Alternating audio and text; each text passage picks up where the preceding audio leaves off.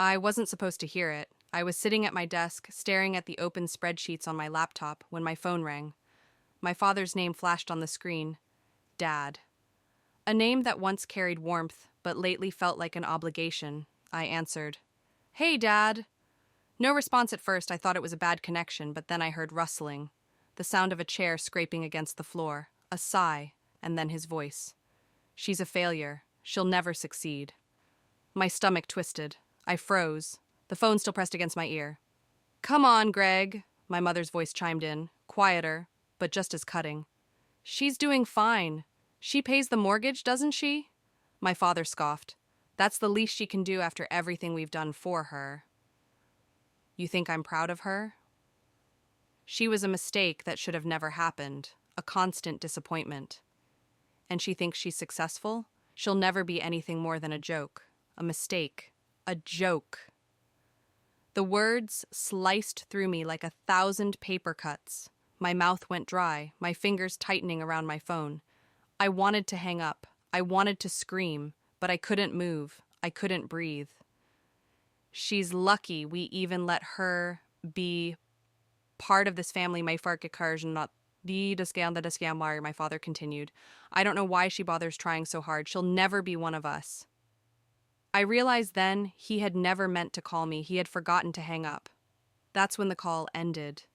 The silence in my apartment was deafening. My heart pounded so loudly I thought it would shake the walls. I sat there for a long time, staring at nothing. For the past 6 years, I had been quietly paying their mortgage. They thought their payments were going to the bank, but the truth was, I was the one keeping a roof over their heads through JSC Holdings, the investment company I'd created with the help of my financial advisor. I had bought their mortgage from the bank after they nearly lost the house. They never read the fine print. They never knew. They had no idea they had been living under my generosity. And now I realized they never would have cared. My whole life, I had bent over backward, trying to earn my father's approval. I worked harder than anyone else, climbed higher in my career, made more money than he ever did. But it was never enough. It would never be enough. But this was the moment that changed everything. I exhaled slowly, my hands steady as I reached for my laptop. I opened the folder containing the mortgage agreements, the payment schedule, the ownership documents. My father thought I was a failure, that I was nothing. But he was about to learn exactly who he had been depending on all these years. And in 1 week, he was going to get the ultimate surprise. I didn't sleep that night. I lay in bed, staring at the ceiling, my father's words looping in my mind like a broken record. She was a mistake that should have never happened. It wasn't just the insult. It was the certainty in his voice, the way he said it like it was a fact, not an opinion, as if my entire existence was an inconvenience. I should have been used to it. My father had never been one to offer praise. Even as a kid, I had to fight for his approval. Straight A's? Not good enough. Promotions? Expected? Buying my first home? Waste of money. Everything I did was either dismissed or criticized. But through it all, I held on to one fragile hope. Maybe if I worked hard enough, I could change his mind. That hope shattered the moment I heard that call. By sunrise, I was done feeling hurt. I was done feeling anything. I pulled myself out of bed, made a cup of black coffee, and sat down at my desk. The glow of my laptop screen reflected in my tired eyes as I opened the folder labeled JSC Holdings, property number 12, my parents' house. The mortgage they thought they were paying was actually in my name. The bank had transferred it to JSC Holdings years ago when they were months away from foreclosure. Back then, my mother had called me in tears, begging me to help. My father had refused to ask, too proud to admit defeat. But I stepped in anyway. I had set up the perfect arrangement. They thought they were making payments to the bank, but in reality, every check they sent was going straight to my LLC. Of course, I was covering the majority of the cost. 6 years. 6 years of paying thousands every month so they could live comfortably, never once asking for a thank you. Now, never once expecting them to grovel. But I had expected basic decency. I clicked the processing in Alber.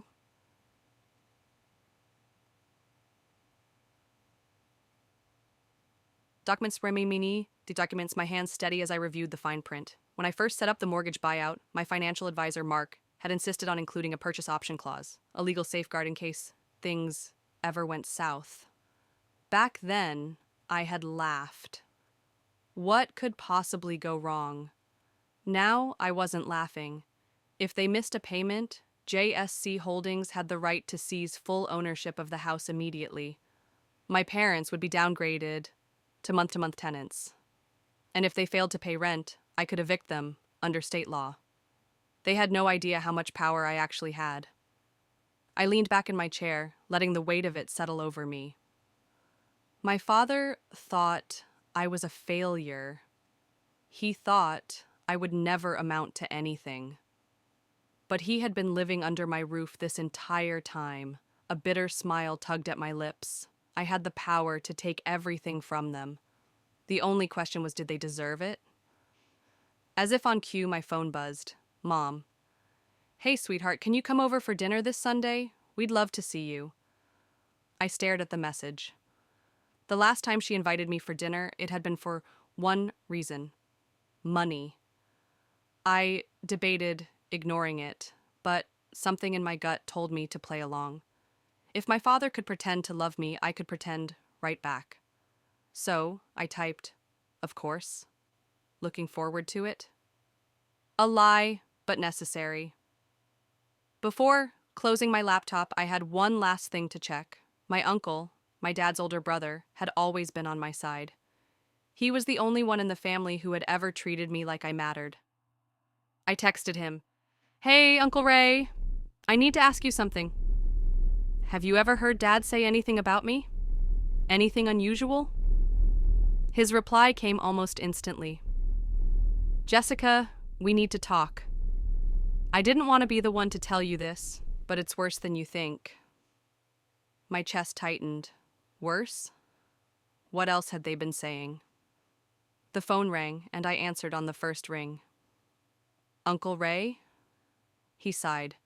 Jessica, I've kept quiet for too long, but after what I heard last week, I can't anymore. I braced myself. What did they say? There was a pause. Then, they don't just talk about you behind your back. They've been planning something.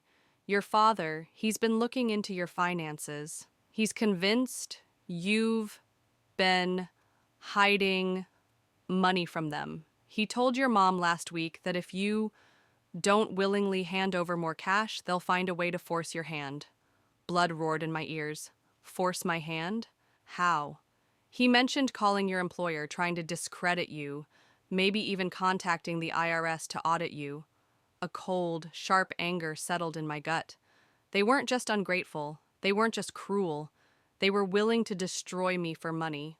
I took a slow breath, my fingers curling into fists. Uncle Ray, I need you to do something for me. Anything, sweetheart. I need proof. I didn't know what my parents had planned, but one thing was certain. They thought I was weak.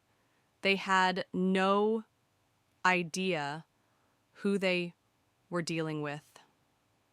And in just a few days, they were going to learn exactly how wrong they were.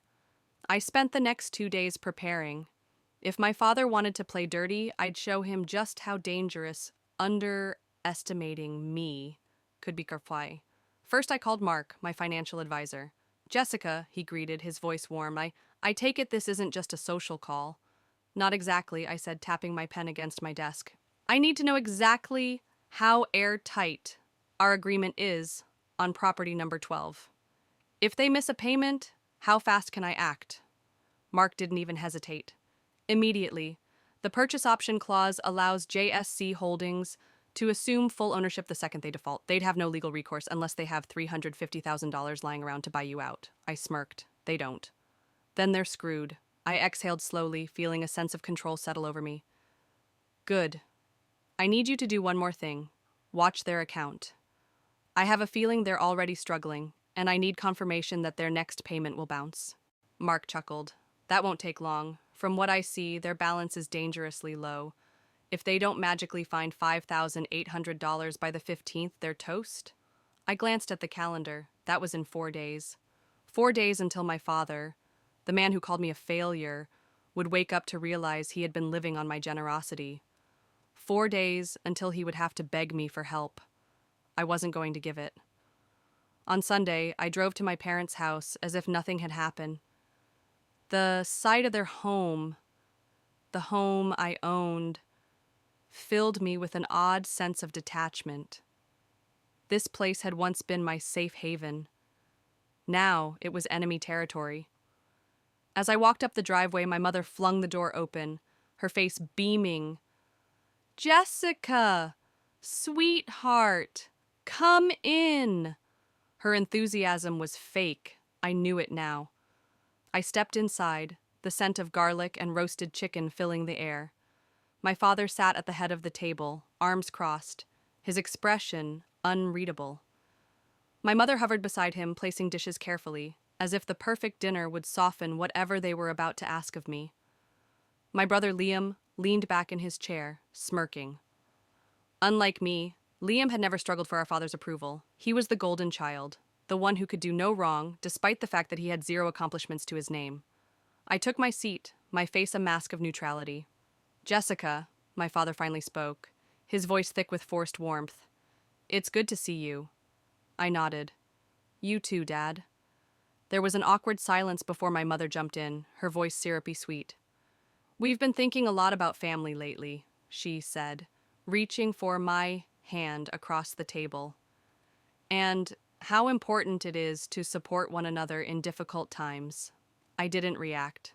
That's true. My father exhaled, as if this was hard for him, as if he were the one making the sacrifice. "The truth is, Jessica, we need your help. The mortgage payment this month is a little tight." A little tight? They were about to default, and he was still downplaying it. "How much do you need?" I asked, feigning ignorance. My mother hesitated. "We were thinking just an extra $3,000 a month.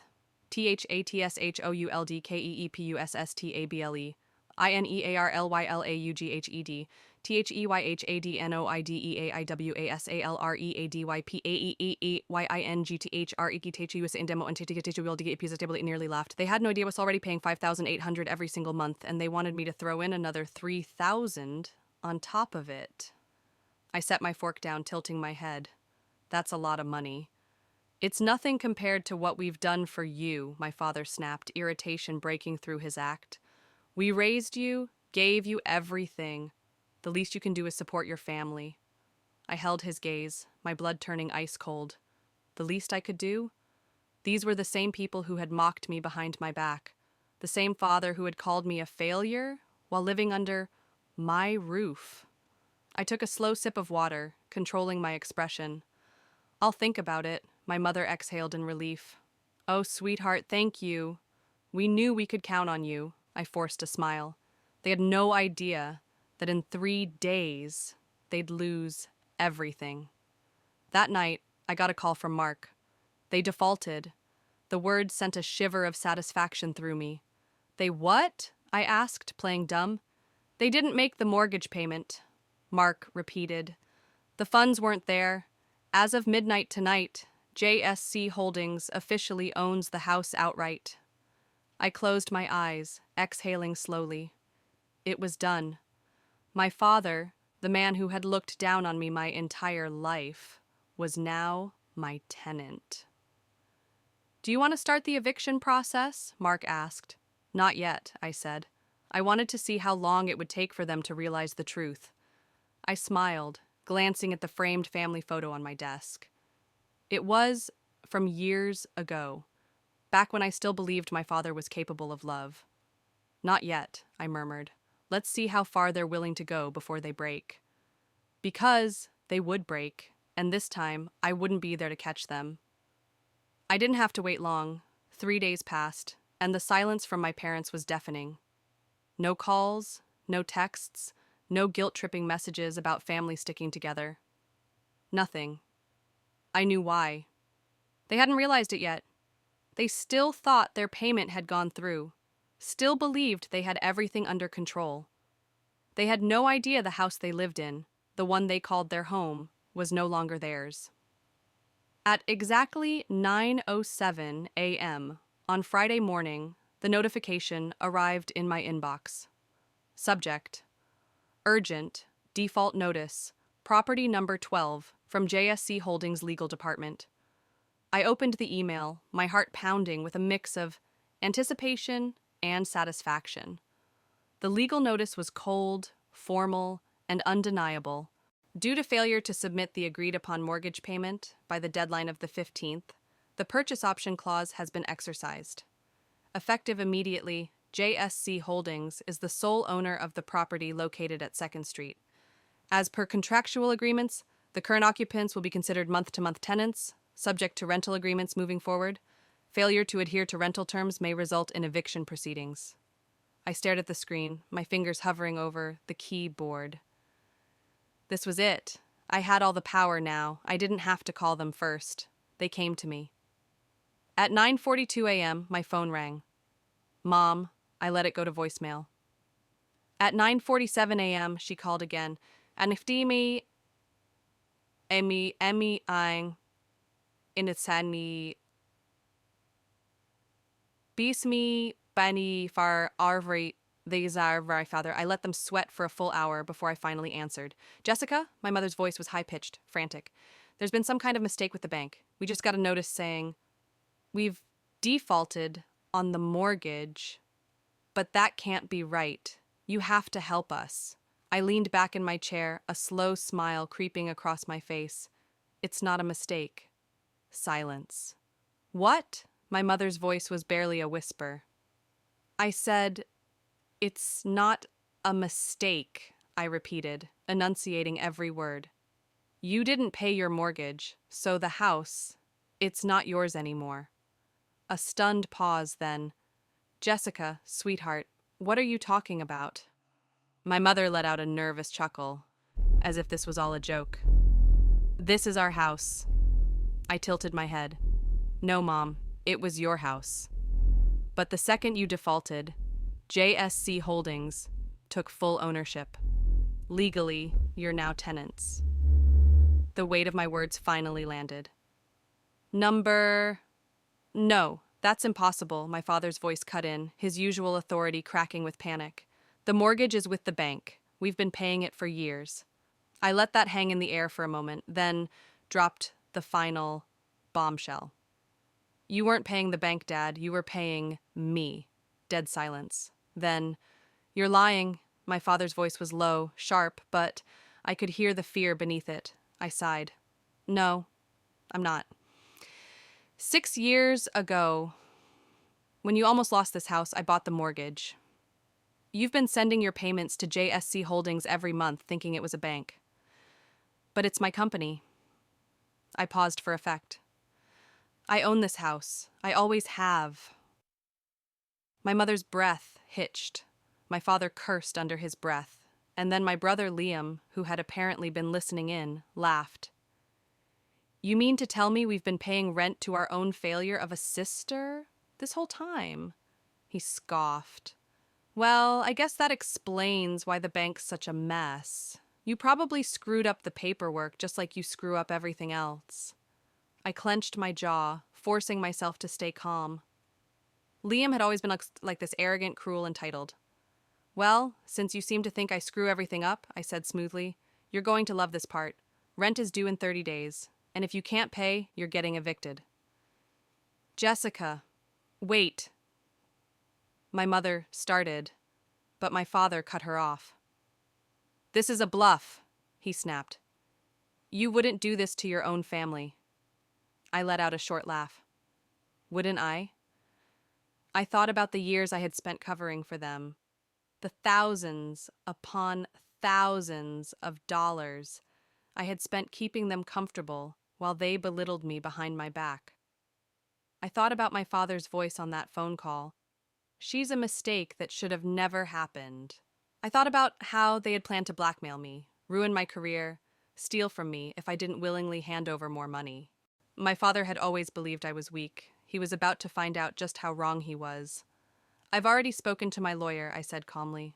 If you don't pay, you're out. And if you try anything, any manipulation, any threats, any accidental damage to the house, I'll press charges. You ungrateful little... I hung up before my father could finish the sentence. Within minutes, my phone exploded with messages. Mom, Jessica, please, please, I don't know where else to go. Can we talk? Dad, you'll regret this. Mark my words. Liam, you think you're so smart? You're just a bitter, pathetic loser. We'll find a way to take the house back. Watch. I read each one, then blocked their numbers. I had spent my whole life bending over backward for them. Now I was done. I leaned back in my chair, staring out the window, letting the weight of everything settle over me. For the first time in years, I wasn't holding them up anymore. They were finally going to have to stand on their own. And if they fell, that was their problem, not mine. The days that followed were eerily quiet. No calls, no messages, no desperate pleas. I half expected my mother to show up at my door, crying and begging for forgiveness. I expected my father to rage, to try and intimidate me into reversing my decision. I expected my brother to scheme, to find some loophole that would let them keep the house. But none of that happened. Instead, they went silent. I knew why. They weren't accepting their fate. They were planning their next move. The desperate attempt came 3 days later, on a Wednesday morning. I was at work when my phone lit up with a call from an unknown number. I ignored it. A minute later, another call came in, and then an email. Subject: urgent, home foreclosure mistake from law offices. I clicked it open.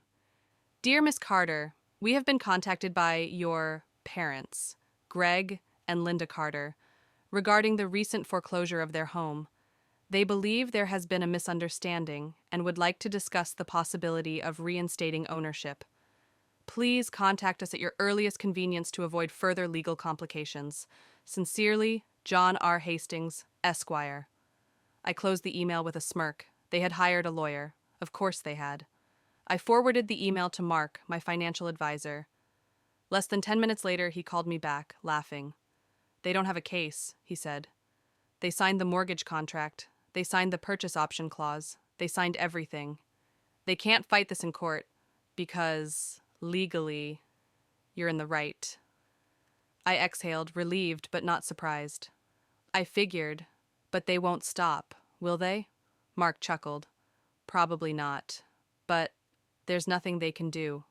I thought about my father, his pride, his arrogance, the way he would rather destroy me than admit he had failed. No, they wouldn't stop. They'd keep pushing until they had nothing left to hold on to. That night, as I was finishing up dinner, my phone rang. Uncle Ray. I picked up. Hey, Uncle Ray. I just got off the phone with your father, he said without greeting me, his tone serious. You need to be careful. I frowned. What now? He's not just trying to fight this legally? Ray sighed. He's looking for other ways to make you cave. A chill ran down my spine. What do you mean? He's calling your job, trying to get you fired. My stomach dropped. Are you serious? He told me, word for word, that if you won't give them back to the house willingly, he'll ruin you another way. He said something about contacting HR, making up a complaint, trying to frame you for fraud, anything that could get you out of the picture. I closed my eyes, inhaling deeply. Of course he would. When faced with his own failures, my father would rather burn everything to the ground than admit defeat. But he wasn't just going after the house anymore. He was going after me. I wasn't about to wait for him to make his move. The next morning, I walked into HR myself. Jessica, my manager Lauren, greeted me warmly. What's up? I forced a small smile. I need to talk to you about something important, in private. She led me into her office, shutting the door behind her. I took a deep breath. I need to give you a heads up about something. My father, he's going to try and get me fired. Lauren's brows furrowed. What? I explained everything, the mortgage, the default, the threats. The moment I finished, she let out a long breath and shook her head. Jessica, let me be clear. You are not going anywhere. Relief flooded through me. We deal with stuff like this more often than you'd think, she continued. People with grudges, family drama, false reports. If your father calls, we'll document everything. But I promise you, he doesn't have the power to touch your job. She gave me a reassuring smile. I'll notify our legal team just in case. If he steps 1 foot out of line, we'll hit him with a cease and desist. I exhaled, tension I hadn't realized I was carrying leaving my body. My father had lost his house, and now he had lost his power over me too. That night, it happened. A knock at my door, a hard, urgent knock. I knew before I even opened it. I swung the door open, and there they were, my parents. My father stood stiff, his face red with anger. My mother's eyes were swollen from crying. Jessica, she whispered. Please, I folded my arms. What do you want? We need the house back, my father said, his voice low, threatening. You have no right to do this to us. I tilted my head, unimpressed. I have every right. Legally, financially, morally. My mother clasped her hands together, desperate. We raised you. We gave you everything. You're punishing us for... For what? I cut in sharply. For calling me a failure. For saying I was a mistake. For trying to ruin my life the moment I stopped giving you money. She flinched. My father's jaw clenched. You're being cruel. I let out a short, humorless laugh. No, Dad, I said, voice steady. I'm being fair. A thick silence settled between us. Then, my father's eyes darkened. His lips curled into a sneer. You'll regret this, Jessica. You think you're winning, but you're not. You'll never be anything without us. And one day, you'll realize that. Something inside me clicked into place. The last remaining sliver of hope I had that he could ever change shattered. I met his gaze head on. Then I guess we'll see, won't we? Without another word, I shut the door in their faces. And for the first time in my life, I felt completely free. The moment I closed that door, I knew I was done. Not just with their manipulation, not just with their entitlement, with them. I stood there for a long time, my hands gripping the doorknob, my heart pounding in my chest. I had spent years trying to earn my father's respect, years hoping that one day he'd look at me and see someone worth being proud of. But in that moment, as his threats still rang in my ears, I realized something that should have been obvious all along.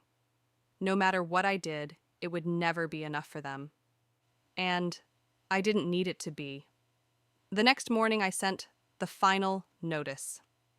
Subject: Notice to vacate property number 12 from JSC Holdings Legal Department. Dear Mr. and Mrs. Carter, as previously notified, the mortgage agreement for the property located at 2nd Street is no longer in effect due to non-payment.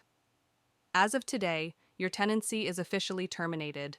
You are required to vacate the premises within 30 days. Failure to comply will result in formal eviction proceedings. Please ensure all personal belongings are removed before the deadline to avoid legal complications. Sincerely, Jessica Carter, owner, JSC Holdings. I stared at the email for a long time before hitting send. This was it. They were out of my life. It didn't take long for the fallout to begin. My mother called me 27 times that day. I didn't answer. My father left a single voicemail. You'll regret this one day. You'll come crawling back. And when you do, we won't be here. I listened to it twice. Then I deleted it. Liam, my brother, tried one last desperate move. Congrats, Jessica. You just ruined our family. I hope you're happy. I didn't reply. They had spent years making me feel like I was the problem, like I was never enough, like I should be grateful just to exist in their world. But now they were the ones without a home, and I was finally free. 30 days passed. I didn't go to the house, didn't check in, didn't ask if they needed help. I didn't need to. Mark handled everything. He confirmed that they moved out the day before the deadline, likely trying to save the embarrassment of being formally evicted.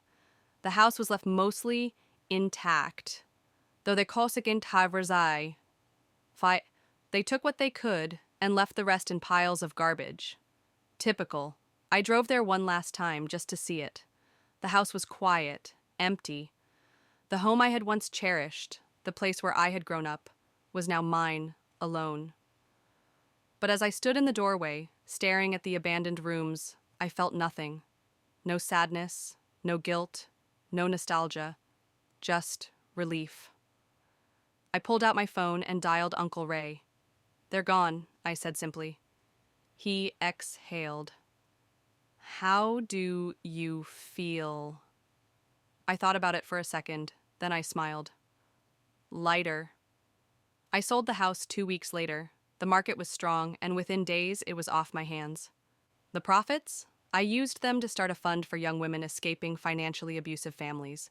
Women who, like me, had been made to believe they owed their families everything just for being born. Because I knew how it felt to be trapped. I knew how it felt to believe that love had to be earned. But I had learned something important through all of this. Real family isn't determined by blood. It's determined by who truly stands by you. And my real family? It wasn't them. It was me. 3 months later, a message popped up in my inbox. It was from my mother. Jessica, please, please. I don't know where else to go. Can we talk? I stared at it for a long time. A few months ago, I would have agonized over this. I would have questioned whether I was making the right decision, whether I was being too harsh, too cruel.